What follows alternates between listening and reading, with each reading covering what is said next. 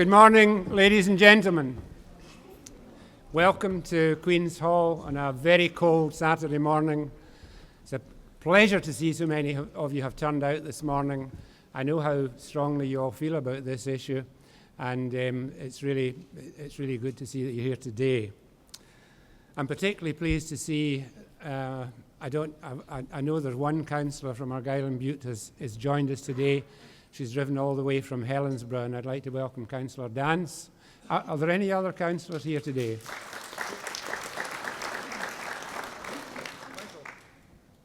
Michael Breslin, obviously your local councillor, he's here. Anybody else? No. Nevertheless, it's not a good morning for travelling. Just like to say a few words before I introduce our guest speakers today. Firstly, I'd like to say I'm absolutely appalled at the decision that was taken by the P&R committee on the 18th of December. This decision was taken by, the motion was put forward by the deputy leader, but it was approved obviously by the leader of the council. Now, Councillor Walsh has been the ward councillor for South Cowal for over 40 years. He's been the ward councillor for Dunoon and South Cowal for the last 7 or 8 years. And I just can't believe that he's done this to the people who he represents. I just cannot understand it. And so many people have said to me, why has he done this? They can't understand it either. And I'd like to say,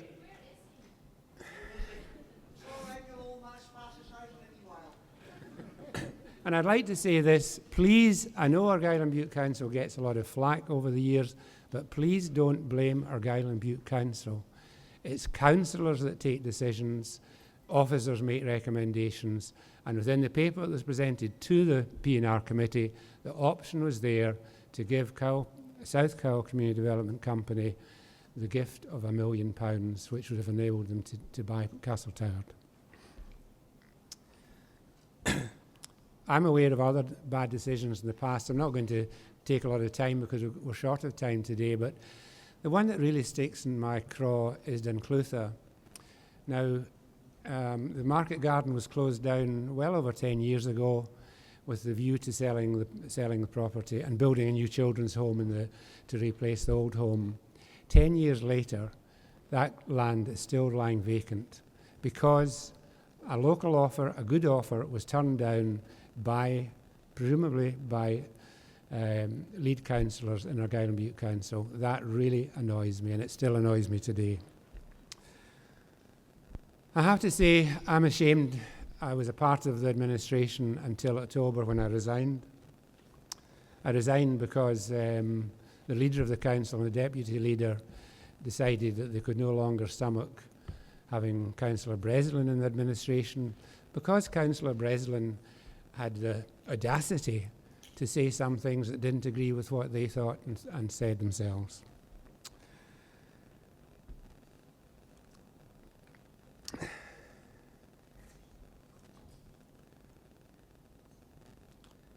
I have to say, the administration of the council that we have today are being led by the nose by the leader and the deputy leader of the council, and that is not democracy. It's not the way it should work. But on the 18th of December, they all towed the line, apart from Councillor Dance, who's here today, as I said. She had the audacity to vote in favour of South Cowal, and you possibly have noticed from the press that she's no longer a part of the administration. Was she forced out? Did she resign because she was opposed to what had happened? I don't know, but I'll leave you to guess. We have a single outcome agreement which agrees with government targets, and all 36 councillors have signed up to that agreement. And it's all about meeting government targets, increasing our populations in Argyll Bute, creating employment, empowering communities, and working with communities, working alongside communities. And yesterday, the local area committee met in the Queen's Hall here yesterday. Michael was there. Dick and Jimmy were there. We sat with our partners who are the community councils, the third sector, police, ambulance weren't there. And we're working out how best we can work within our communities. And as I say, it's about empowering our communities and giving our communities an opportunity to do what South Cowal Community Development Company were trying to do. I struggle to understand why we are where we are today. Now, I'm aware that Dunoon has lost out consistently over the last 10 to 12 years in funding from the council. And all during that time, Councillor Walsh has been in charge. Way back in 2006, it was recognised that Dunoon was needing money spent on it, and we agreed prior to the election in 2007 that the cord money would be spent firstly on Dunoon, on the Queen's Hall, on improving the area around about the Queen's Hall. That was agreed. What happened? In 2008, we signed off a cord programme which gave all 5 major towns in Argyll and Bute an opportunity to bid for cord. Now, since that time, Campbellton has had 4.4 million spent on it, Helensburgh 5.9 million, sorry Vivien, Oban 0.8 million, Rossi 1.3 million, and Dunoon has had 1.3 million spent on it. And that 1.3 million has all gone on consultancy. Not one penny has been spent on the actual fabric of the place. And during the past 10 years, Campbellton has had £31.1 million of £21.1 million of capital spent on it. Every time Campbellton came to the council with a begging bowl, they were given the money. I appreciate Campbellton was possibly the town in Argyll and Bute that was most down at heel. Dunoon was second, I can tell you.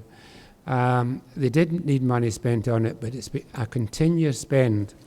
And what I am aware of is that there's an asset transfer to Clr Community Development Trust just recently. Didn't go through the council. I never heard about it, except it came by way of a press release last week from our community officer, press release officer.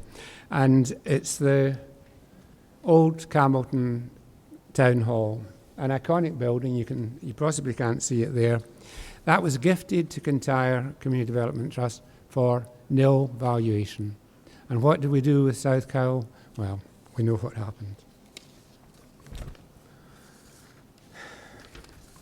Lastly, my hope is that it's not yet too late, and the enormous amount of hard work that's been done by SCCDC will bear fruit.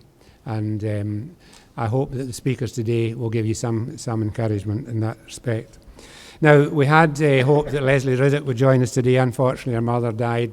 That's, we feel extremely sorry for Leslie, but it would have been great to have had her here today. However, we've got Michael Russell, our own MSP. We've got Peter McColl from Common Weal. It's a non-political think tank about better ways of working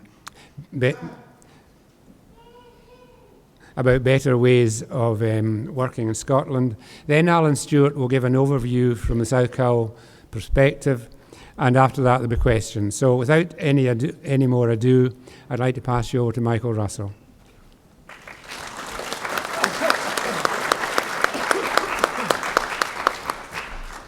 Thank you, Bruce, and it's great to see such a turnout here this morning, considering the weather. I think Peter's the one who's come furthest, but it was quite a long journey from Glendaruel, I can tell you, given the state of the roads. But I wanted to be here because I want to stress a number of things that this isn't before I go on to what it is. This isn't a party political gathering. I'm pleased to see Alan Reid here, and I hope that that indicates that right across the political spectrum there is support for the campaign to save Castle Toward. And I'm actually not here because I have a long-standing series of disputes with Argyll and Bute Council, although that is true, I have to say, and Argyll and Bute Council, of course, is presently under supervision from the Audit Commission because of its poor performance. But that's actually not the focus of what we're on today, too. And I'm actually not even here because of my admiration for the work that Alan and Derek and a variety of others have done to take this idea and this concept and to make it real. The reason I'm here today is because I think something very wrong is happening to the community in South Cowal.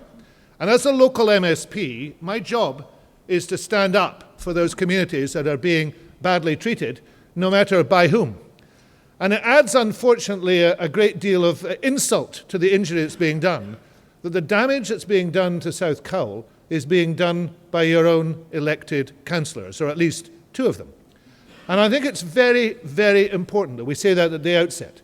It is actually quite astonishing to see two elected councillors from the ward who are not prepared to back the community, because the community has expressed its view very clearly in a ballot to back the community in essentially achieving what the council wants to achieve, which is a growth in the economy, a growth in the number of jobs, and the use of assets that would otherwise go to rack and ruin. But alas, you're not unique, because I cover the whole of Argyll Bute. And when I go round Argyll Bute, I see again and again places in great difficulty because of extraordinary poor decision making.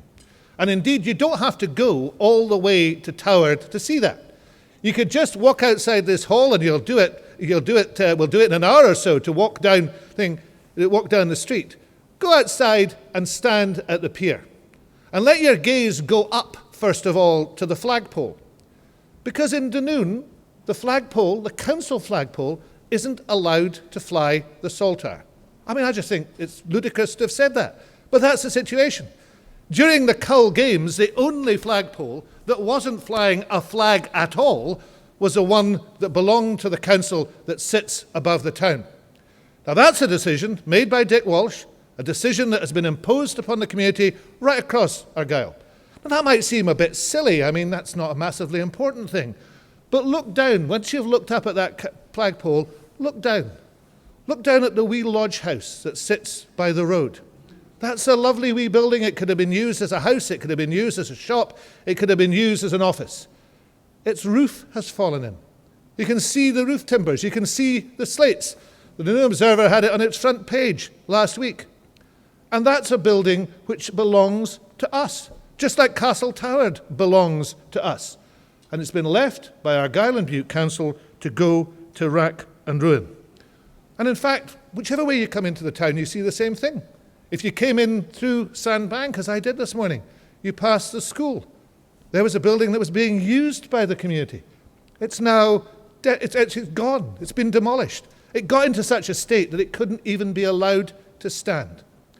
And in Oban, you've got Kilbowie and Rockfield. The community wants to buy Rockfield. I'm meeting them on Monday, and they're going through the same sort of experience, beginning to realise that whatever the council said at the start of the process, it doesn't look as if it's going to finish the job with them.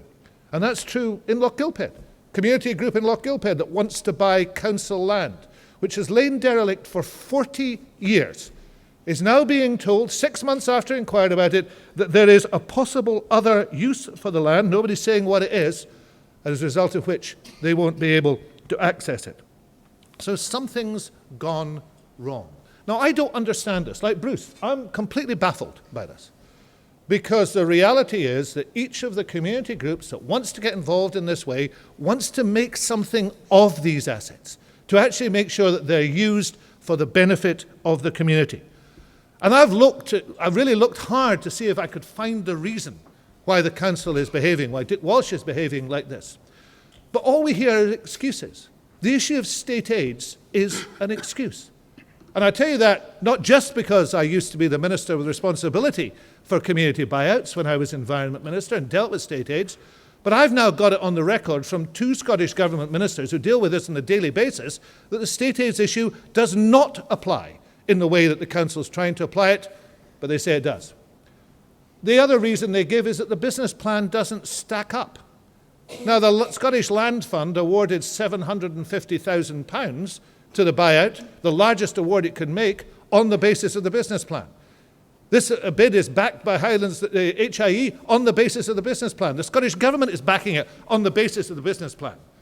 But according to a group of people who I try to be charitable, but I don't think any of them have ever even run a whelk stall. According to them, this business plan doesn't add up. And the third excuse, of course, is that the community needs another £1 million and therefore we'll just give it to them and that'll solve things. Now that's the worst excuse of all, because that is a deliberate and cynical attempt to destroy the buyout. Because in the council papers themselves, the buyout says they do not want the £1 million, they can't take the £1 million, and the £1 million would derail the bid. That's clear in the papers. And yet this excuse is given as if everything will be fine if they just listen to what Dick wants them to do.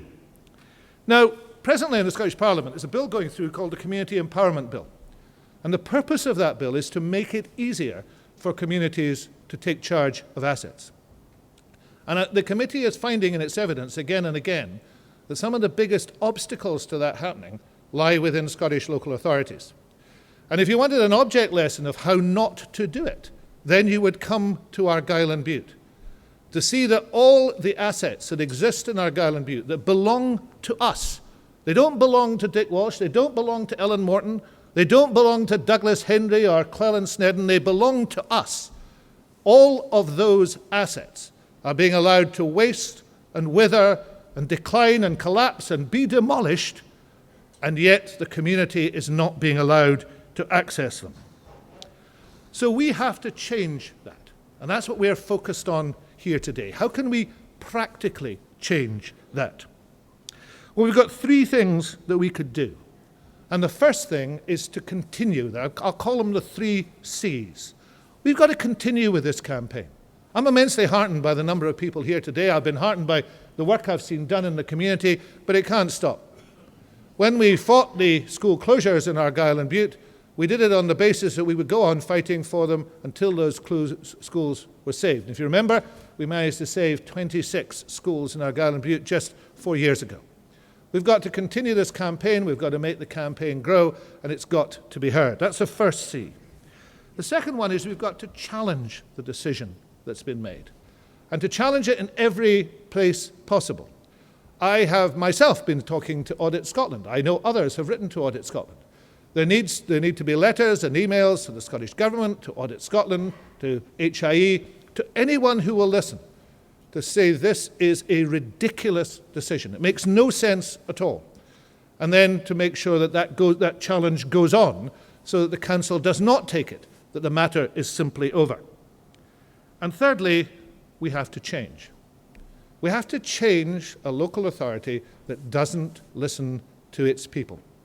Now that's not a party political point of view. I'm not standing here saying that we'll just put another administration in that happens to be the administration that I like politically. That's a matter for the councillors themselves, how they organise the council. What we need to have, and the people of Cowal, just as the people of every part of Argyll Bute need to say this, what we need to have is an administration that's focused on making this place a better place to live. Because the reality of Argyll Bute is it's a great place. I'm enormously fortunate to represent this constituency in the Scottish Parliament. But we have the worst rate of depopulation of any part of Scotland. And that's not something to be proud of. And we also have, presently, one of the worst performing local authorities in any part of Scotland. So we've got to take responsibility ourselves and say this just cannot go on. That we can't be represented and spoken for by people who don't listen to us, who damage our assets, who run the area down, and who do not tackle, and are not tackling, the issue of depopulation. Now, fortunately, we've got some very good councillors who are. I commend Bruce. I certainly commend Michael Breslin, who is a very good friend. The work that's been done by Gordon Blair has been excellent, one of the local Dunoon councillors, and 2 of the Rothsay councillors, Robert McIntyre and Isabel Strong, have worked very hard on this issue too. And if the decision had been left to the area committee, which is where it should have been left, according to the council's own standing orders, that decision should have been made locally, then the buyout would have gone through. And I certainly commend Vivien Dance. I know that there has been a lot of muttering about Helensburgh, particularly because the council deputy leader comes from Helensburgh, but I do commend the honesty of her position and the fact that she has now left the administration and is free now to show her opposition to these things that are happening. But the most important people in this are ourselves. The people who live in Cowal, the people who see the importance of this. Today we'll walk down the street and we'll visibly demonstrate our opposition. We've got to have our opposition heard. We've got to continue with the campaign. We've got to challenge, and we've got to change. And if we do those things, then I'm absolutely certain that we will save Castle Toward, because in saving Castle Toward, we'll save the future of Argyll itself. Thank you.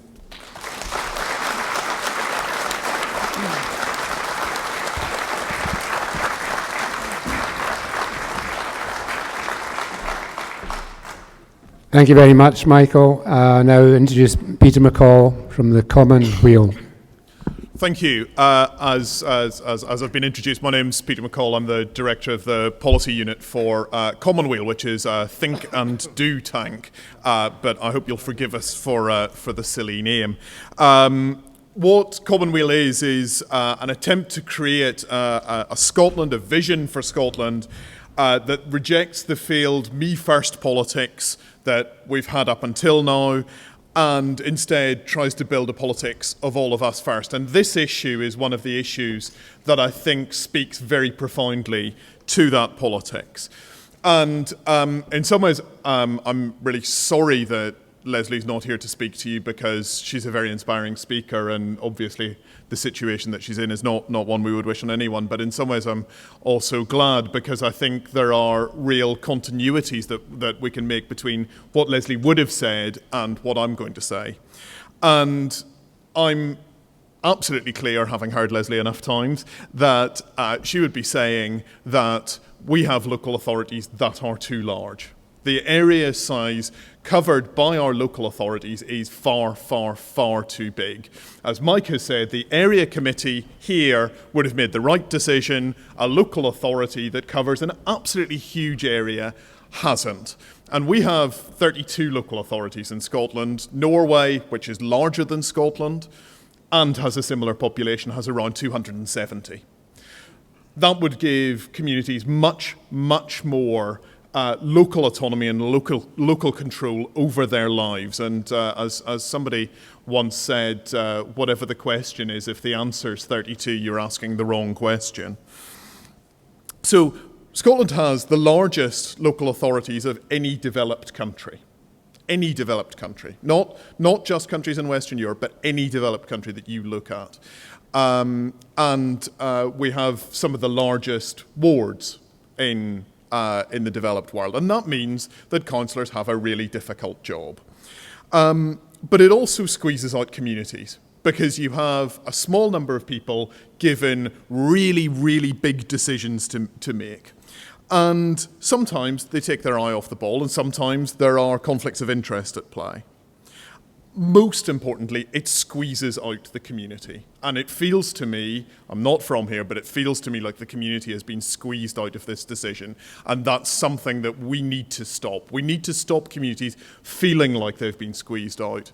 One of the most interesting pieces of Leslie's work was on the Isle of Egg, where she helped to catalyse a community buyout. And there's a really interesting set of arguments around that, where the Landowners Federation said, it will be a disaster if you let the community run their island. It will be a disaster, because what they'll do is they'll just flog everything off. They'll make an absolute mess of it, because they're not professionals. What we need are professionals in charge, and we are professionals. Now, anyone who's been to Egg knows that Egg is as close to paradise as you can find on this planet. And that definitely wasn't the case 20 years ago when it was under a landlord's ownership. Sorry? I'm talking rubbish, am I? Why do you say that? Uh-huh. The community's the worst landlord you've ever had. Well, that's really interesting. I mean, I think this is that also speaks to what I want to talk about here, because I think we need a way of making decisions that allows us to discuss fully with ourselves what it is that we want for our communities. Our communities, at the moment, have to go cap in hand to a council and ask for loans to help to buy buildings. Their their decision-making ability is very much reduced. We have to come and have meetings and marches and protests in order to do things. If we channel that energy into actually making the decisions, I think we'd make a much better job of it, because we are capable of making these decisions as communities. We don't need the professionals, as they style themselves. We don't need these very large local authorities, very distant to the community. And also, I think we need a style of politics that allows us to make decisions in ways that don't involve voting once every 4 or 5 years, sending somebody to make those decisions for you, and then having to wait possibly 4 years. I mean, in this case, 2.5 years before we can have a say about whether that person gets re-elected, about issues that they couldn't possibly have foreseen, or issues that that the community hasn't raised yet. I think we need a politics that allows us to make decisions ongoing and constantly, so that we're all participating in those decisions, so that we, instead of sitting in a room listening to people talking, could be sitting around a table making the actual decisions about what we would be actually doing with an actual community asset. And I think that's the politics that most people want. Some people won't get what they want. They won't get the decisions taken in the way they want them taken, but will at least have had the decisions discussed by those on whom they affect most.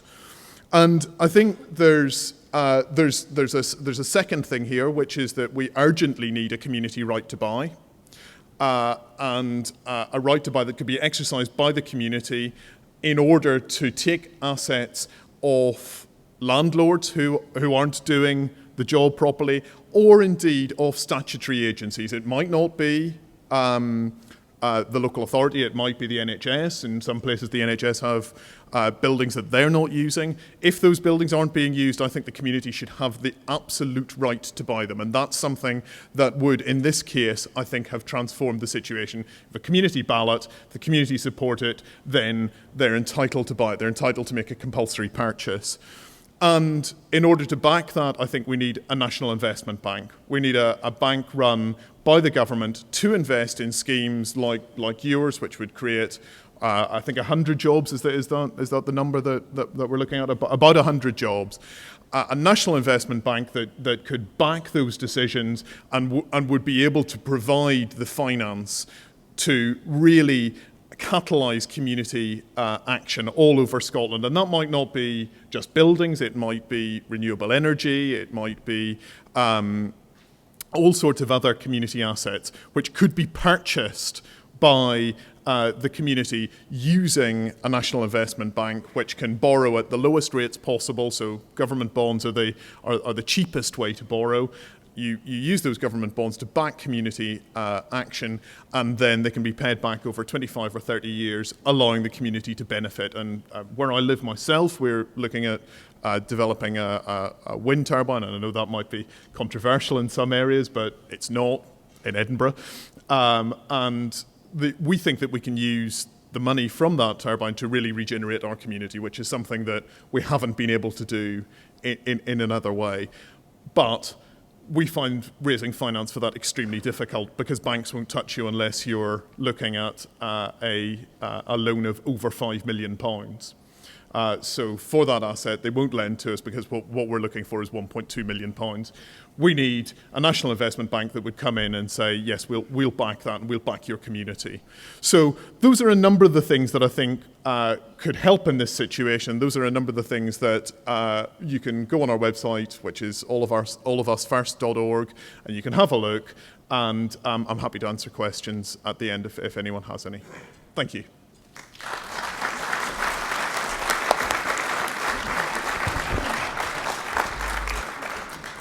Thank you very much, Peter. Now I'd like to ask Alan Stewart to give an overview.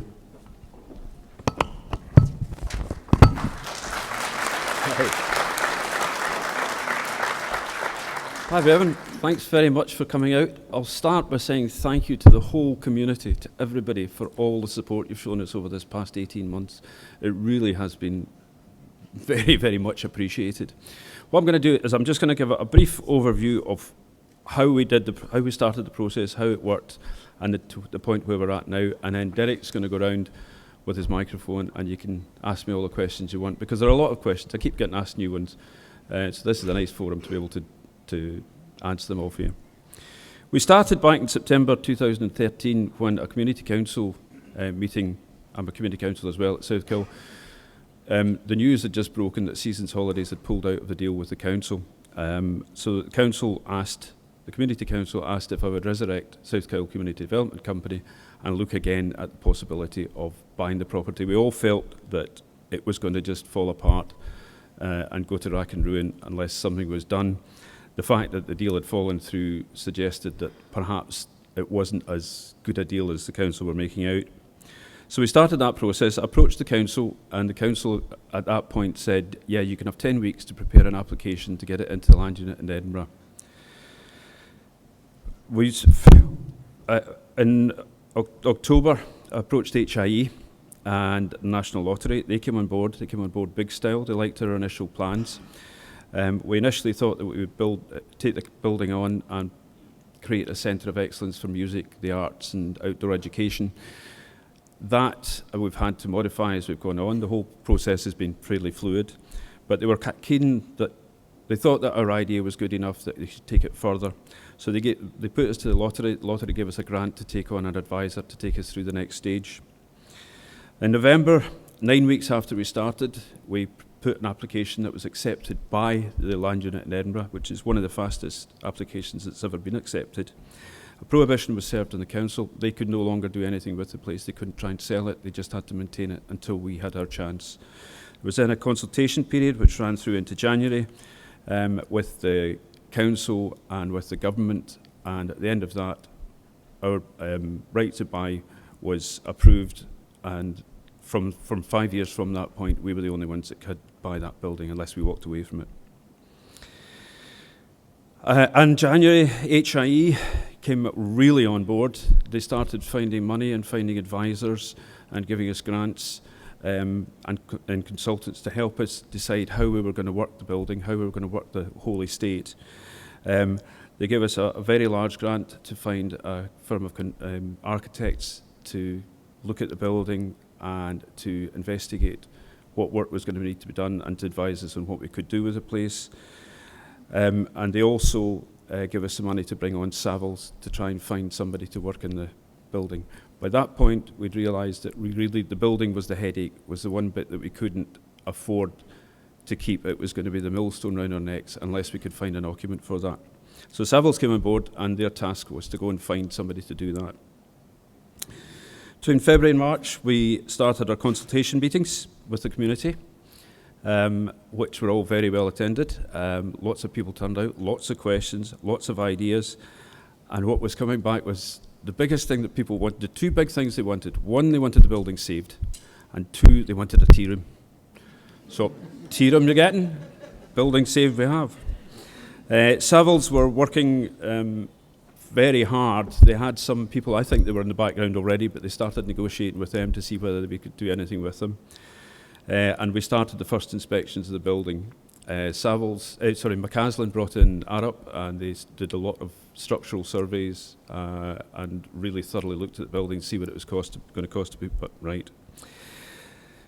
As part of the buyout process, the building is valued by the district valuer on behalf of the government. Now, he came in April, and that's when it started to look poor.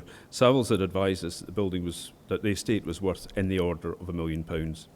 Savills came in, the district valuer came in and said it's 1.75 million. That same month we started the vote, which is vital as far as the community right to buy is concerned, and we managed to break records with that vote. We were fairly innovative. We had the mobile ballot box, which they're also charging around the town. We had lots of different meetings, coffee mornings, soup and sandwich. And when we actually conducted the vote, we had one of the best turnouts ever in our community right to buy. We had 50% of the population turned out, and of that, 95% were in favour of this whole project. Now, that's just about unbeatable. If you think that a national election usually is a turnout in this area of around 30-40%, we've done very, very well on that one. Savills came up with a tenant in May, in May. An outdoor education provider. The name is all out in the open now, but I won't repeat it just at the minute. They wanted to lease the building from us and a small area of ground. Their idea was to put in outdoor education, but we weren't going to lose the building. They have an 8-month season, and of the 4 months of the closed season, we can get access to, obviously on a commercial basis, but we will still get access to the building. Their facilities that they offered commercially will be offered to local groups and residents at a discounted rate. And we could even use the parts of the building. The people want the white room and the ballroom. They want to be able to use them for weddings and ceilidhs and stuff like that. They're happy for that to happen. They want to work with the community. Absolutely perfect tenant as far as we're concerned. And they're going to give us a rent. In June, because Savills had advised us that the building was not worth what the district valuer said it was worth, we lodged an appeal. This would have cost us about £5,000 to carry through. So in the meantime, we carried on talking to the council to see if they would prepare to accept a lesser figure for the building. In July, McCaslin's finished their Phase 2 report, which detailed everything that the building would need, right down to new sewage systems, new water supplies, new electrics. They had the whole lot. It's all detailed in the Phase 2 report and came out costing how much it was going to cost to put the various parts back in order. The important one, as far as we were concerned, was a big house, which will look at about £3.1 million to bring back into habitable condition. In August, our negotiations with the council over the value looked very promising. They were suggesting that if we were to drop the appeal and address a couple of issues, then they would be comfortable negotiate reducing the price by £1 million. On the strength of one of those meetings, we dropped the appeal on the valuation. That was a mistake. September, we prepared huge piles of reports. We had to get more money from HI to do it. Complete new set of business plans. The business plans that we'd drawn up for the land unit weren't deemed to be enough. They wanted 10-year projections of financial projections and a whole pile of other bits and pieces. We prepared them for their meeting at the end of September. That meeting postponed the decision into October, saying they needed yet more information. We prepared the more information, gave it to them for October the 30th.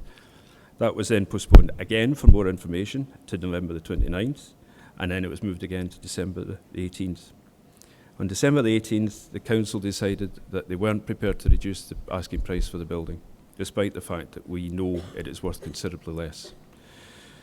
What they have offered us instead is a loan of £1 million so that we can buy the place off them. That loan, the repayments in that loan will be deferred for 3 years. They won't be dropped. The interest will be deferred for 3 years. So in year 3, there'll be another £1.18 million. The total debt will be £1.18 million. The other thing they've offered us is that we take the loan, and then in year 3, we hand back an area of land equivalent to the value of that loan. We have 3 choices with the loan. We can either accept it and frantically try and find a way of getting the £1.18 million for year 3 so we can clear it straight away. We can accept it in the full knowledge that we cannot afford to repay the amount. Our business plan shows that we can't support it. We told them we couldn't support it, and we told them that we couldn't lumber the community with a debt, and a considerable debt, with a struggling repayment programme. Or we can accept it, we can agree on what area of ground is worth that much land, and then we can just hand it back at the end of it. And they will get back a building beautifully done up because we've managed to access the money from HIE to get it done up. They'll get it back with a tenant in there and a regular income. We cannot accept a loan. It would be immoral for us to lumber you, the community, with a loan. As directors of the company, it would be wrong for us to take on a loan, knowing that we cannot repay it. We've all been through directors' training as part of this process, and the training says you cannot do something like that. I don't think the charity regulator would be happy if we took the loan on. So that's where we are just now. The support since the 18 has been fantastic, absolutely fantastic. And this turnout is brilliant. We haven't organised this has been organised by the community, and it just backs this up, and it makes it really feel good to see it. So that's really, in a nutshell, where we are. Derek is going to wander around, and if you have any questions, please ask them, because that's the easiest way for me to explain what's going on. Ladies and gents, Alan Stewart, please give him a round of applause.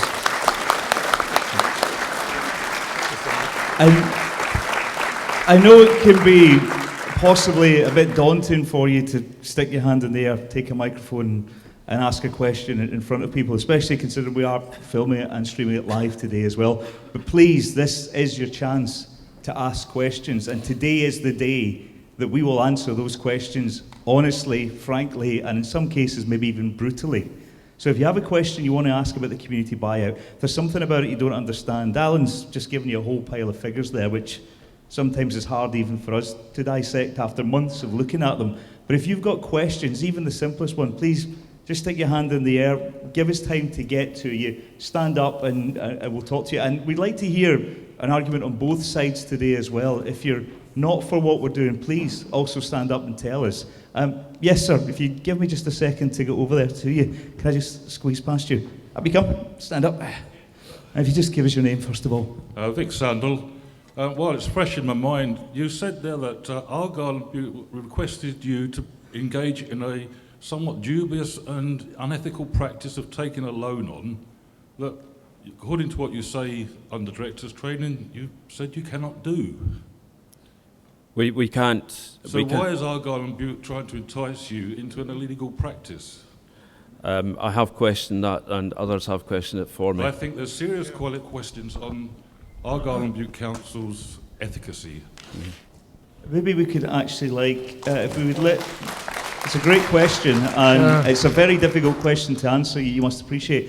I think maybe our MSP, Mike Russell, might be able to answer that. I think that gets to the heart of the matter, to tell you the truth, that gentleman's question, because I think that there are two problems with the loan. One is I don't think the motion proposing the loan at the council was competent, because the councillors already knew that the community wouldn't take the loan, couldn't take the loan. But also, I think the mafia probably lends people money on the understanding that they'll get the assets back after a couple of years, but I don't think anybody else lends money on those terms.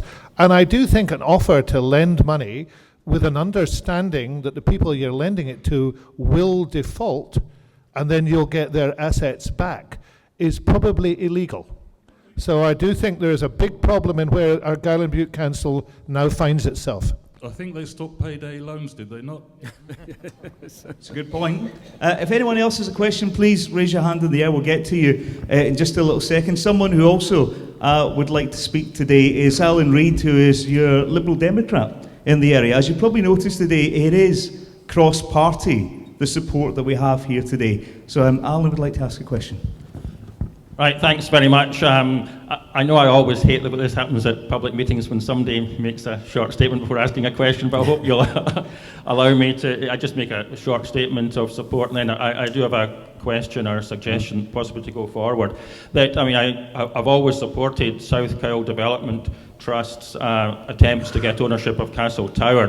The Castle Tower is a very important part of our heritage, and I think it's very important that it should be saved for the community and that it will be best looked after if it's owned by the community. So I commend the Development Trust and everybody else who has supported the Development Trust for all the work that has been done over the years.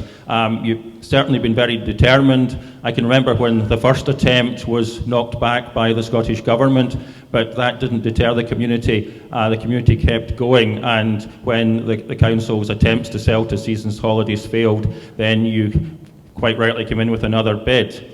And I share the disappointment of everybody that agreement hasn't been reached on transferring ownership to the local community. But I'm certainly pleased to hear today that you aren't going to give up. And as at previous meetings, I certainly promise to keep up my support to the local community in its efforts.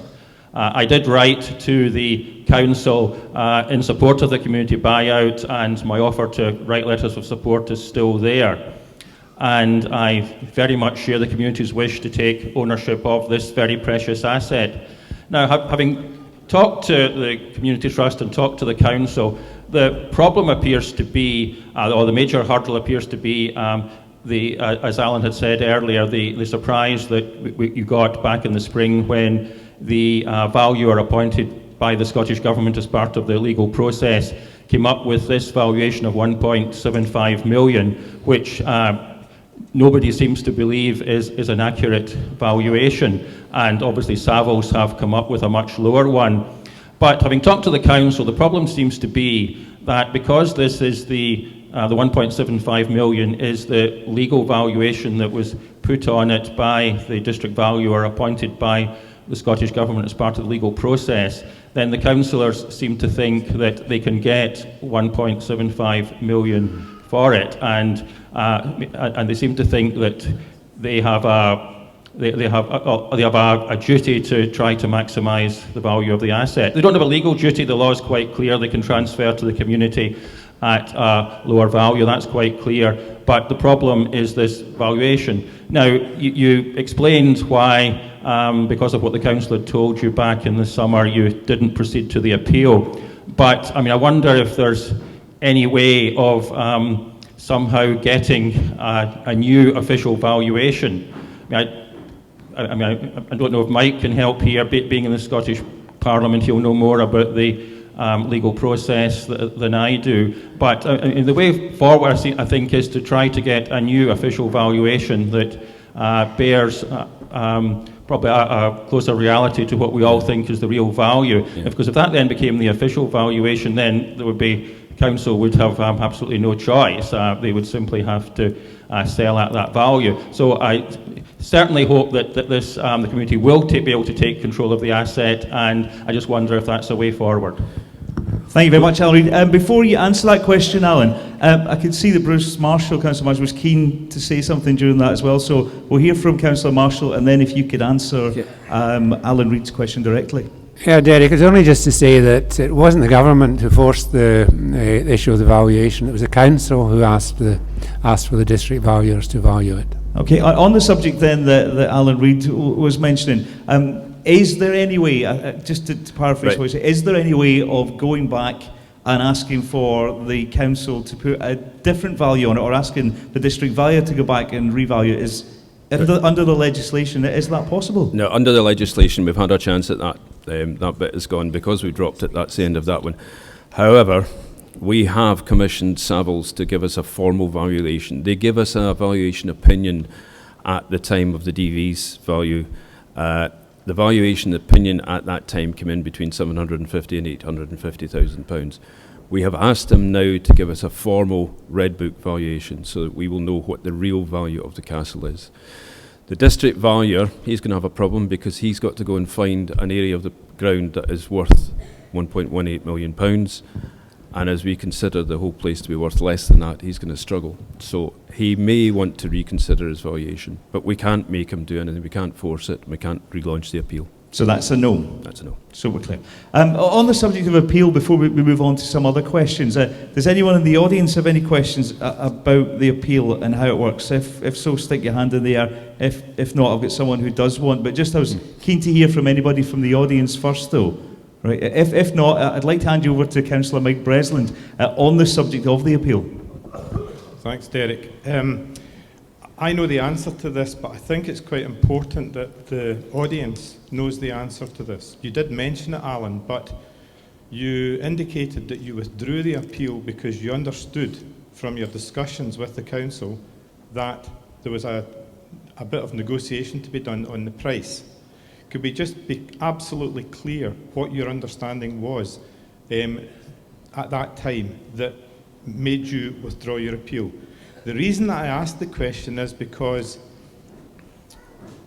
a senior officer of the council wrote out to all the councillors within the last few weeks, implying, if not stating, that South Cowal Community Development Company withdrew the appeal unilaterally. That was the word used, as though they had just decided off their own bat to withdraw the appeal.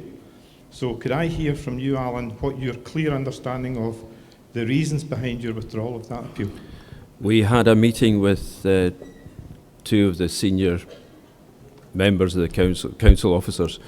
We had several meetings with them, and the one that made us agree to withdraw, they said that they would be happy to recommend a reduction in the price of up to £1 million, not necessarily £1 million, but up to £1 million, if we withdrew the appeal and if we met a couple of points they wanted addressed. We've addressed the points they wanted. They haven't offered us any form of reduction in price. It's not a discount. People keep calling it a discount, and even I've called it that. It's not a discount. It's just a more realistic value for the property. So let's be clear on that before we cut back into some more questions. The reason the appeal was dropped was because you were led to believe there would be a fruitful outcome. Yes. Is that what you're saying? Yes. Okay. Anyone else got a question? I'll come to you at the back, sir. Just give us a little Keep second. him fit. This is better exercise than I've had in months. Just give us your name, please. Jim Smith. Okay, Jim, what's your question? Was this meeting a formal meeting and was notes taken of the meeting? There are formal. We presented to the council officers our opinion of the notes in that meeting, and they weren't disputed. Right. Can the notes not be published to show the officials and name the officials and produce the notes to show that your version is correct? Would you be willing to? I don't see any reason why not. The actual notes have appeared somewhere else, I believe. But yes, possibly. Right. So what you're saying is the appeal was dropped because of the reason you were led to believe there would be something more fruitful, and you have email traffic, you have something. Oh yes, I've plenty of record. All right, so there you go. Who else has got a question? Sorry, we'll stick your hand in the air. I'll come to you next. I'll just go to this gent who stuck his hand up first. Yes? Hello, Dave Hill's my name actually. I'm here learning, I have to say, like most people in this audience, but what we're not learning is any coherent reason why the council has come to this decision. It makes no. I have a long history of wondering about the council. I had long association with the Borough Hall, where in actual fact impediments were continually put in the way of this community to a very sensible buyout. And what most people in the street seem to think now, there is something behind this that we don't know. Otherwise, how could the council possibly come to this ridiculous decision? Does anybody any ideas that can give us on this? Sorry, just on, what did you say? If Dick Walsh would attend any community meetings or public meetings, maybe we could ask the questions directly. That man will not. So, that's public opinion. Maybe it's not a good idea for you to try and answer a question about how the council works, because you don't know. No, but maybe Bruce Marshall or maybe Mike Russell could give us some hint on this. Yeah, Derek, I've told you already my opinion on this. It's not the council officers who take the decisions. They can make recommendations. We've heard from Alan that they were offering a discount. I can only presume that offer was cancelled out by politicians. It's my only conclusion. Thank you. I do know we have some other councillors here today which I'm keen to speak to in just a little moment, but sir, you had your hand up earlier on. What was your question? Ewan Hamilton.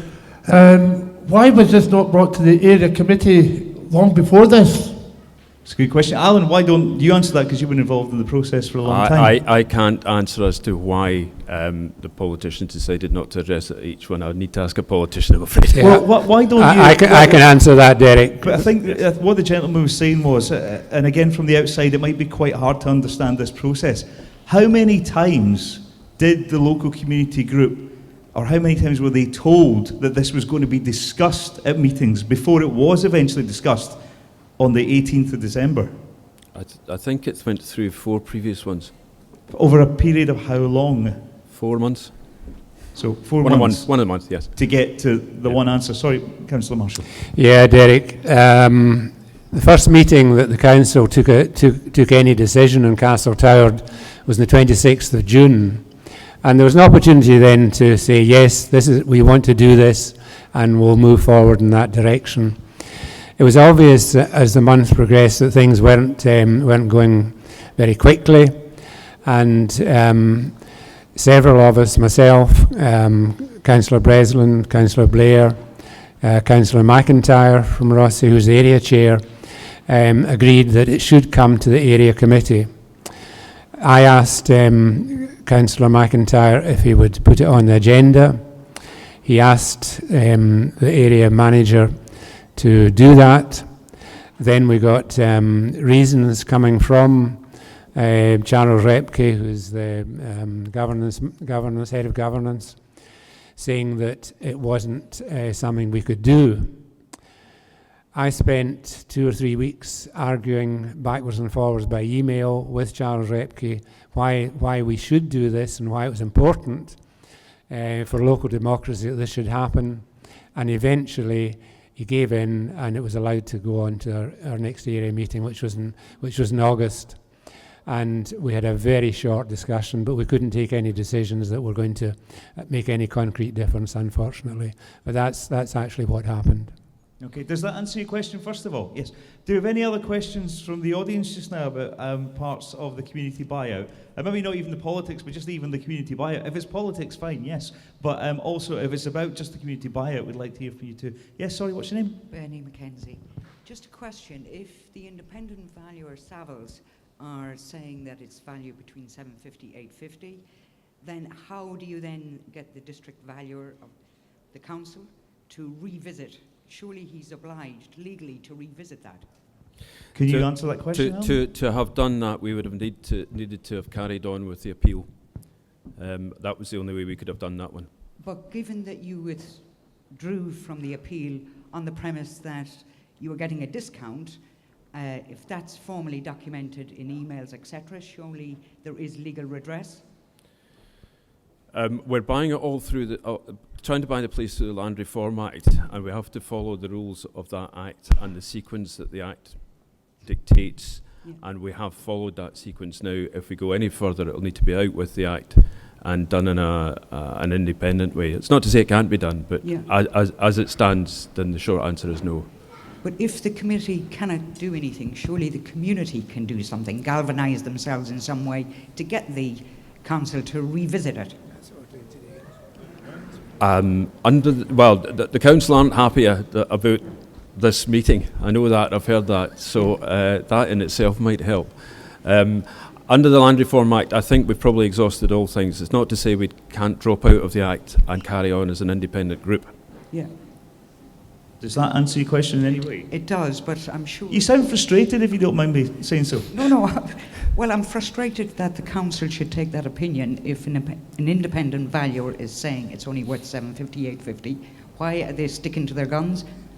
That's the question. Hopefully we'll get an answer to it. Can I just go, I know I've seen several hands up. I'm going to go around you. Yes, sorry. Derek, before we go any further, can I just say there are 1 or 2 people going home. I can understand there are reasons why people can't stay to the end of the meeting, and there are pressures on their time. But just to remind everybody that at 12:30 there will be a procession starting outside the Queen's Hall, which will march to the Borough Hall.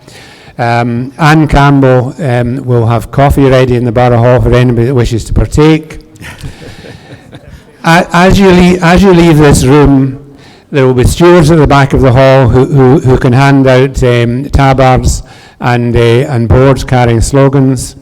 And lastly, and terribly important, because, we're a long way down the line. The money that has been spent by SCCDC to get to this point is enormous. They're running out of funds. Anybody who can put a donation into the donation box at the door will go towards paying for this event, because it costs a lot of money. I see Sue with the box here. It costs a lot of money to hold this event, and that is even although we're bloody well frozen in here today. I am. Is that a polite way of telling me to wind up? If so, what I will do is, I know there's a couple of people with hands in the air, and I'm going to come around to you very quickly. Another 20 minutes. 20 minutes. 20 minutes is all I've got for me. I could talk for longer than that. We know that. Anyway, listen, so I had that. You heard the lady's frustration at why the administration will not talk to us about a difference in price. I'm going to go to someone who was going to answer something on that. Just to allow people to understand a wee bit more about the valuation, the council instructed a company called Baird Lumsden to value the property, and I think it was 4 years ago. Derek, is that correct? Their valuation? Yes. Yeah, and they valued it at 1.8 million. When the council asked the district valuer to value it, the first thing they did was they sent the district valuer their own valuation of 1.8 million. And the district valuer then came up with a figure of 1.75. Now, in the Baird Lumsden valuation, it stated that, for example, the services within the building were, I think the word used was... Alan Stewart will be able to tell us about more, but antiquated, and this stuff, when you're finished with it, and this is the truth, can we please have this to put it in a museum? Because we haven't got any more of these left. Yes, but the valuer said that it was acceptable, the standard was okay. But in actual fact, there's millions needing spent on it. But the point about this is that in October, I asked the council officials if they would get the district valuer, Baird Lumsden and Savills round a table to see if the surveyors between them could agree on a revised price, and they refused. I don't know. Derek, can I just... Someone just asked, and why did they refuse? Mike? Derek, can I just make a point that will perhaps help people to understand what's going on here? The council has form on this matter in terms of valuations. Earlier in the year, they were trying to sell Kilbowie House in Oban. They asked a estate agent to value it. The value put on it was £450,000. Everybody was just stunned because the building's falling to pieces. A company that had regional selective assistance, it had the money available, it wanted to do the building up. There were 15 jobs coming with that company, offered £2,000 because they were going to spend $500,000 on it. The area committee dismissed it out of hand. The area committee was allowed to decide. Audit Scotland then discovered that the councillors had not been told that the council's asset value, that's on its asset register for that building, was zero. So in other words, the councillors believed that they would get on the open market £450,000 for Kilbowie. The council itself knew that the building was in such a bad state that it couldn't be sold in that way. Now this has happened before, and the point I made earlier about looking at the other buildings around, there's something very wrong with the council's approach to disposal of its assets. It is likely to be incompetence, but it's an incompetence that's victimizing this community. The other point I would just make briefly, Derek, is that communities are entitled to be given substantially different treatment for purchase of assets than anybody else. And the official guidelines actually say, just so people are aware of this, that a local authority can take into account the economic development or regeneration, the social well-being or environmental well-being of the community. So this isn't giving an asset away. Councils need to think about that when they're disposing of assets. And Argyll Bute Council never think about that. They only think about whether they could get a big cheque. And usually, in fact, inevitably, they fail to get a big cheque. So we all pay the price. Alan, surely this is sorry, I'll let you go. Surely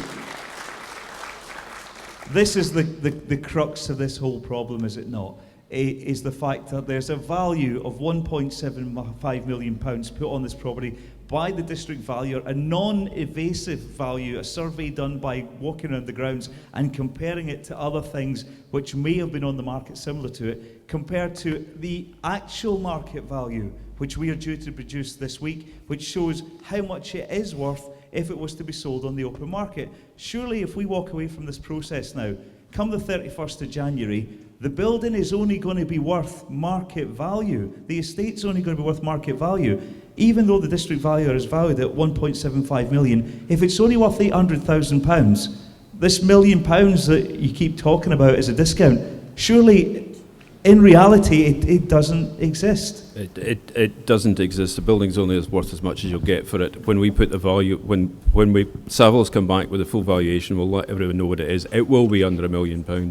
But what, are you standing here today? Are you confident saying that the value of the Castle Tower estate is sub £1 million? Now, be clear to everybody today. It is under £1 million. I don't have it in writing as yet, but it will be under £1 million. But to go on to the point that Mr. Russell was making there about councils disposing of property for less than market value, can I just summarise what we have created here? We've created the biggest buyout potentially in history. There will be 100 jobs if we get to do what we want. There will be a £10 million project with money that's getting spent down there. We will get our tea room, and there will be £1 million a year going back into the local economy. Now, that's all documented. And all we wanted was the council to take a little bit less than they said it was worth. Okay, right, before we go further, I'm going to come and speak to this gent in a second, then it's back to Lady, but our representative from the Common Weal wants to say something. Yes. I just want to say, I think there are a couple of really interesting things here. Firstly, it's the current right to buy that we have requires purchase at market rate, even if that is going back to a public authority. Now, there's no reason why we couldn't change that if it's going to a public authority and take into account the social and economic benefits to that community. And I think that's something that we might want to look at through the Community Empowerment Bill. And the other point about this is that at the moment, this property is a liability to the council because they're paying to have it not used, which seems an absolutely extraordinary situation to be in. But herein lies the problem. It's a liability to the local authority, but if we take on a £1 million loan, as well as give over £750,000, as well as taking on running costs, we then send that liability to the community. And then from day one, we've always said that's something we're not going to do. Mike, just before you speak, can I let this gent speak? Yeah, of course. Waiting for a long time. Sorry, sir. Yep, Andy Vaughan. The question is more for the councillors that are here rather than Alan. Alan says he was in a meeting with two high-ranking officials who made a recommendation or said they would recommend a cut in the price. Now, was this recommendation actually made at the meeting between the council, or were they just playing lip service? So in other words, was this something that was just said in passing, or is this something that higher ranking officials are aware of? I think that's what the gent was asking. I think from what Alan said, this is a meeting between South Cowal Community Development Company and two high ranking officials, no councillors involved. I think I'm also right in saying that there was a discussion of discount for a long period of time that started quite small, I think up to 5%, but then grew from there. Yes. No discount in the end was applied. Could I just make the point to Peter? Local authorities are entitled to sell below market value. No other public authority is, but local authorities are, and the guidelines I quoted there are some of the guidelines by which they can judge those things. So although some legislative change is needed, it's not needed for this purchase, not at all. Well, thank you. We've got quite a few questions to get through. I'm going to work my way back down the front of the hall. The lady who was very frustrated earlier, I think we've even made her even more frustrated now, so I better let her speak. This is a question for Mr. Russell. What is the asset value of Castle Tower with the council at this present moment? Michael, do you know what it's on the asset register as? 2. It's on the asset register. Sorry, what did you say there, sorry? It's on the asset register at 2 million, but that's simply because it hasn't been revalued. You know, and the problem with this is the concept of value. Value is not just money. You know, there are a variety of monetary values you could put on it, whether it was going to be sold as a going concern, you know, if it was operating or whatever. The concept of a public asset has a wider concept of value, like value to the community. So the £750,000 to £850,000 is broadly correct, I would have said, and the council valuation is broadly wrong. But they're leaning on this in order to create confusion. The other thing I have to say that our Argyll Bute Council is pretty good at doing is sowing confusion. That's what the loan is about. This is to sow confusion so that people in the end... I spoke to a councillor about this last week in another part of Argyll who said to me, but the community haven't brought forward a good business plan. And they'd been told that by a council official. Now that's not true. The business plan is entirely robust. It's been used by other bodies. But the confusion that's being sown is the problem. Just before we go on, I'm going to speak to a gentleman here. On the subject of the business loan, I'm quite surprised to hear what Mike Russell just said there about it. How much did that business loan cost the local community group to that business plan the business plan together? Well, there have been 2 business plans drawn up. There was the first one for the How right to much buy. money did it cost? The first one for the right to buy cost us about £6,000. The second one for the council cost us about £7,000. Right, and the people who produced it for us are industry recognised figures? Yes, they're not fly-by-night. So they're not just, we didn't take it somewhere, write it in someone's garage and present it. This was written by professionals, the business plan that's been mocked. Okay, excuse me, Derek, just before you go on, just remember that HIE, Highlands and Islands Enterprise, have backed Castletown from day one to the tune of about £100,000. Now, they're not putting money into something that's going to fail. They are also our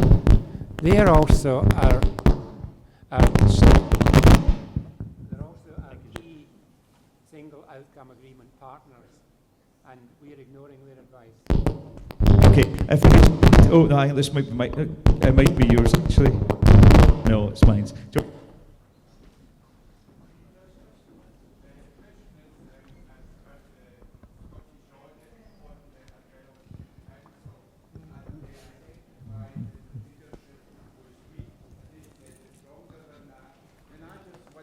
People that voted for the lead councillor, why is he not at this meeting to face the people that voted him in and elected this community down? So he needs to take leadership, and it needs to be sorted so they should be saving Castletown.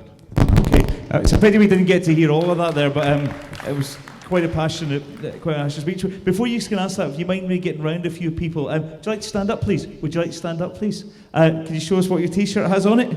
It's got a Save Castletown homemade T-shirt. And this is just an example of what the community have done over the past couple of months. Just remember when you're hearing from these people talking today, especially with the SCCDC, they're just your neighbours, they're volunteers, they're not a company, they're locals like you, and it's the public who have it. Anyway, would you like to speak? Yeah. Derek, I'm just quite keen to hear what Vivien Dance has got to say, so can I pass?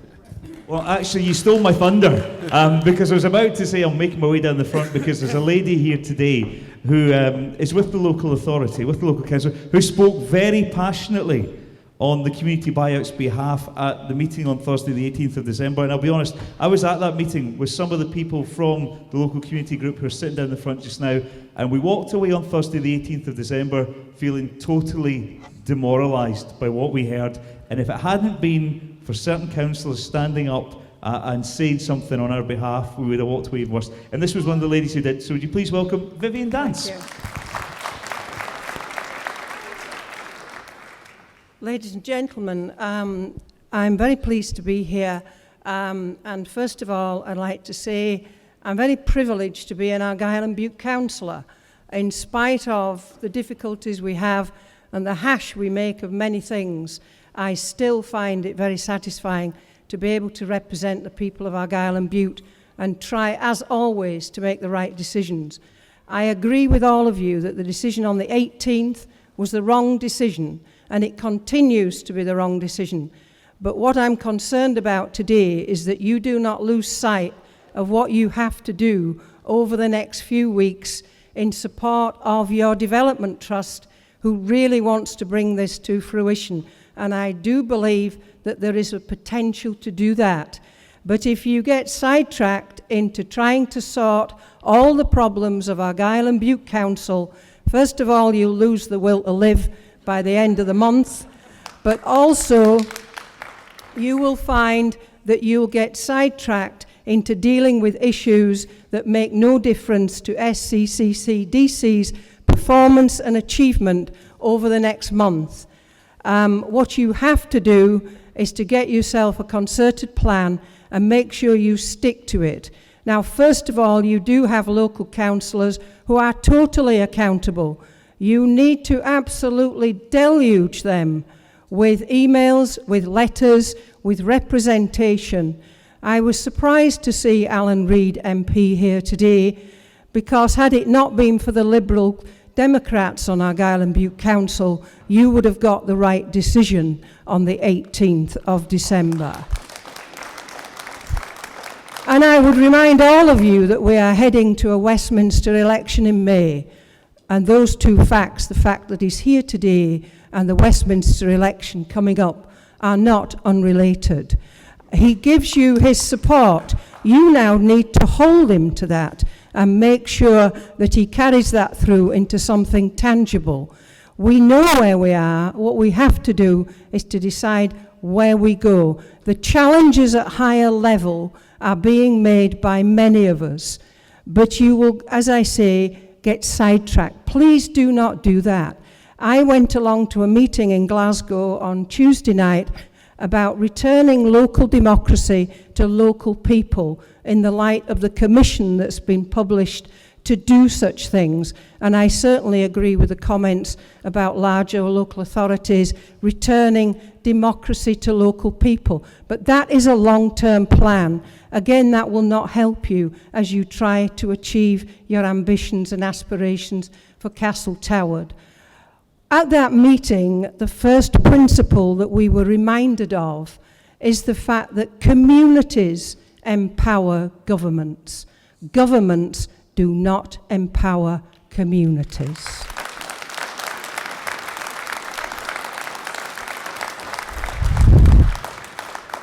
I must have tweaked a nerve. Alan Reid's hand has already gone up.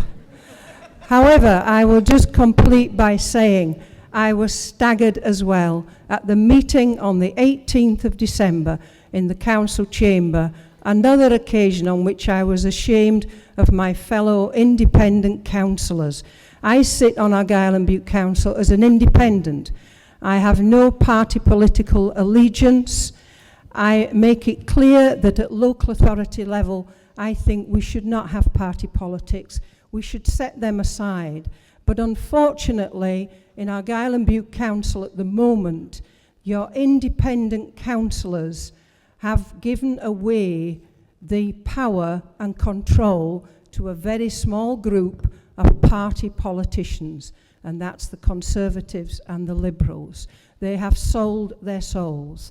What you have to do is to remind them that their souls are owed to you as their electorate, and they must give you that support, and you have to hold them to that support.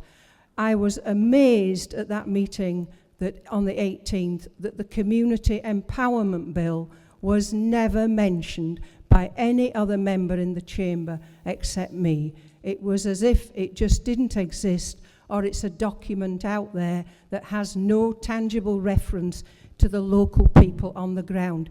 You hold your local councillors to account on the community empowerment.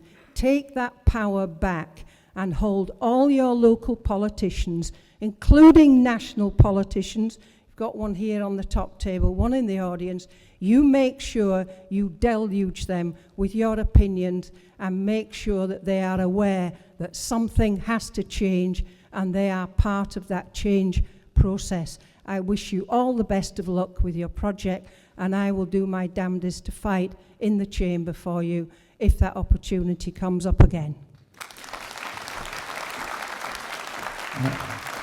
Now, I'm afraid we are going to have to bring the Castle Toward question and answer session to a close because there's a rally about to start as well, and there's a whole pile of people who want to ask questions. All I can say is please stop us and ask us questions throughout today if you want answers. Please, read what we put on Facebook, listen to what we say on local radio, read what we say in the Dunoon Observer, the local newspaper. Follow us on Facebook, follow us on Twitter, and it helps support us. But I'm afraid from the Castle Toward point of view, we're going to have to step out of this one now because I've been told we are out of time. But can I just say from the SCCDC, which is this bunch of volunteers here in the community right now, our thanks to you guys for what you did for us here today. Save Castle Toward! Save Castle Toward! Save Castle Toward! Save Castle Toward! Save Castle Toward! Save Castle Toward! So, as you can see behind us, a huge crowd gathered as part of the Save Castle Toward rally on the back of the Save Castle Toward meeting earlier on today, Saturday, at the Queen's Hall in Dunoon. I'm just going to talk to someone this evening. I wonder if we can have a word with us. Sorry, what's your name? My name's Karen. Karen, why is this happening today? My place of growing up was in the Ellen Toward area, and me and a few of my friends, locals to the area, were so fed up with what was going on. We needed the community to have a voice. We fully support what the South Cowal Community Development Company are doing, and we wanted to show them that we support them.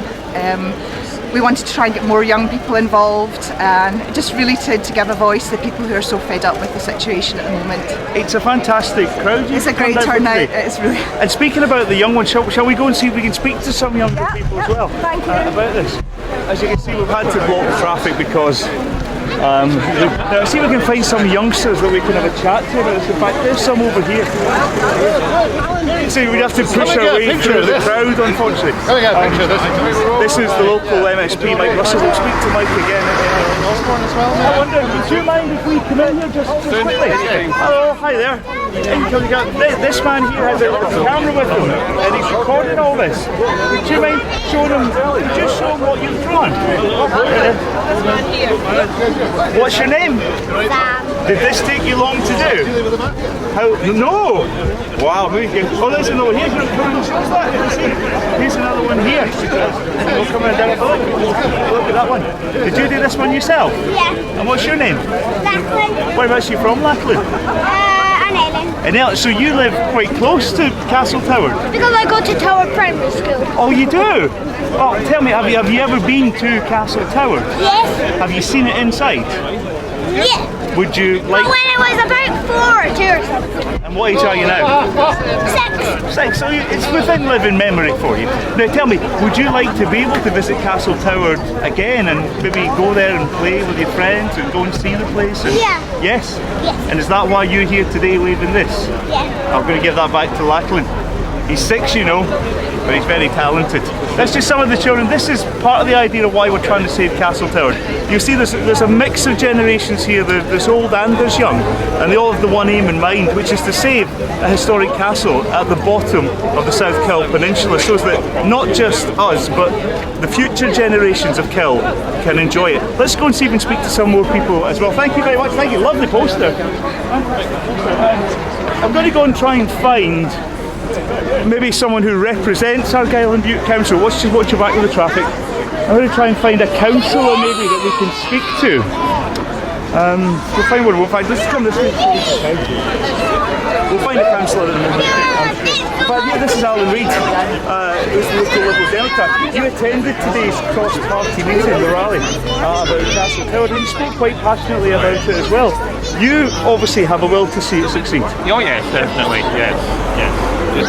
Certainly, I mean, communities are the right people to run an asset like Castle Tower. And you're always championing the cause of local communities in the area. Oh yeah, yes, I have supported this campaign since the beginning. I'm delighted to see all the enthusiasm for the buyout today, just as has been at previous meetings. And I know it's been a long, difficult road over the last few years. The first buyout was...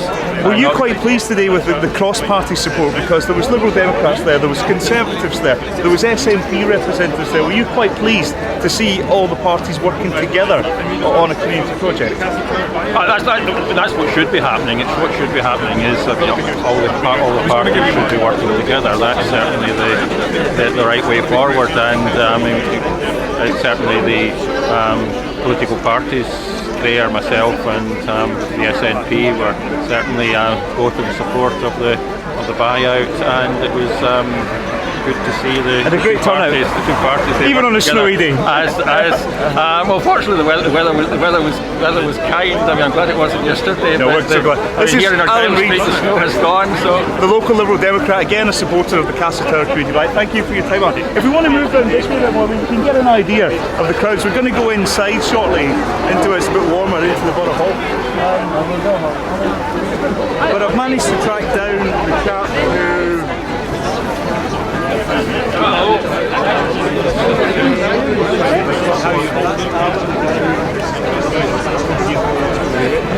So we're going to push our way through. We've got a musical accompaniment for this next bit.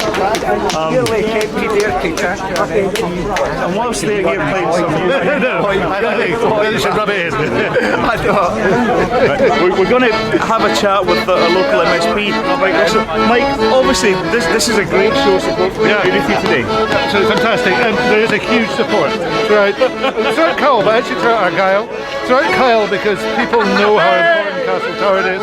Throughout Argyll because people want to see the assets of the community, the assets used in the community, and Argyll and Bute Council is becoming a byword for allowing its assets just to rot. I mean, in this town alone, we've not only got Castle Tower, we've got the Castle Lodge, we've got the school at Sandbank. People want those assets to work for the community, So what's being done in South Cowal, it has a lesson right across Argyll and actually in Scotland. Now, you spoke quite passionately today at the Castle Tower rally. Thankfully, cross-party support there today from all political parties in Cllr. But you spoke most passionately about your dismay at the council saying no to any form of discount. And a lot's been made of this discount that the community group has asked for. Could you maybe just for reviewers make it clear your point on this no decision? The value of an asset is not just its monetary value. In any way, the monetary value of Castle Tower is disputed. There are several valuations. The council is going by far the highest one. The real value, as an asset to sell, is much lower. But the value of an asset in the community is also about what the community can do with it. And if we understand the value of Castle Tower only as being bricks and mortar, we're missing the point. There is no discount of £1 million. The community could use the asset to grow the community, to grow the population, which is money and time that would come back to the council. Now the council's allowed to sell that asset for less than the book value, less than the valuation, if it's going to benefit the community. That's precisely what it should have done. And the fact that it hasn't done that shows it doesn't understand the law, it doesn't understand community development, and it doesn't understand what has to happen in Argyll to make this place economically successful. So what worries me is that what we're seeing with Argyll Bute Council here demonstrates the failing of the council in trying to even fulfil its own policies. So you're quite strong on the point that they could have said yes if they wished. There was no barrier at all. State aids is not a barrier. I've dealt with state aids as a minister. I've managed to get an opinion from ministers on this. State aids is not a barrier. The business plan is the barrier. It's ridiculous to say the business plan isn't good enough. It's an excellent business plan. HIE has approved it, and they're pretty tough on these things. The issue of the loan is actually rather a cruel deception. There is no barrier to making sure the community buys this, and the council gets £750,000, and it's cash strapped. It's a no-brainer. The trouble is that some of the people that make the decisions don't appear to have a brain. Mike Russell, local MSP, turning out in the snow on Saturday as part of the Save Castle Tower rally. Now, we've heard from politicians, we've heard from some of the people as well. I wonder just now if we could maybe turn our camera around and see if we could maybe grab the guy who's been at the centre of the Save Castle Tower campaign from day one for over a year and a bit now, quite almost 16 months. Local campaigner Alan Stewart, also a local businessman here in South Cllr, was the chap who came up with the idea of getting the community together to purchase the Castle Tower estate using the legislation called Community Right to Buy. And I'm lucky enough to be joined by Alan just now. First of all, great show of support today, even on a cold day. You must be, after the past few weeks of disappointment, quite lifted by what you've seen and heard today. It is definitely a lot better than I felt a couple of days ago. It still hasn't got rid of the problems, but it's just nice to see all the support that's there. The problems, unfortunately, are still there. How do you feel after this morning's rally? Do you feel more confident now that you can maybe get the council to do a deal, or do you believe now that unfortunately today was just your chance to put to people what had actually happened over the past couple of months and say thank you very much for your support, but it looks as if we failed? Or are you now trying to see if you can make the council come to its senses on this? I think if enough people respond to the pleas from today to contact the councillors, contact the politicians, it might make a difference. I think that's a possibility. And you read it, there's a lot being made of this £1 million commercial loan that the council would like to lend to the community. A loan that has been stated many times with interest that the community must pay back, as well as hand over money for the estate. Just to be clear, in the next few days, it's beginning to sound as if you're going to say to the council, because A, you feel it to be, by the sound of things, financially reckless and possibly immoral from your point of view, are you going to say that you cannot accept this loan? I think the answer to that one is yes. We can't accept the loan. We can't lumber the community. We've always said we can't lumber the community. It would be immoral. It would be dangerous for the company directors. It would be wrong. So no, I don't think we can. And if you do turn down the council loan under the Scottish Right to Buy legislation, and we get to the 31st of January, does that then effectively mean, if you say no to a loan and if they say no to negotiations, does that effectively mean that the community buyout of Castle Tower is over? Under the terms of the Land Reform Act, yes. The only other option we could have is to trying to buy it as an individual group, as a company. Right. So you got this Alan Stewart, the chairman of the South Cowal Community Development Company, the charity who were set up to oversee the community buyout of Castle Toward. A lot's been made by the looks of things over this £1 million discount that the community group have asked for from Argyll and Bute Council, and it's been pointed out several times today and several times over the past few days and in local media that this £1 million doesn't actually exist. So what you have to ask yourself is, after a show of support you've seen today, and after the show of support the community have given this project over the past 12 months, and considering it brings substantial investment to the area and 100 jobs, you have got to ask yourself, what price do you put on making this community buyout actually work?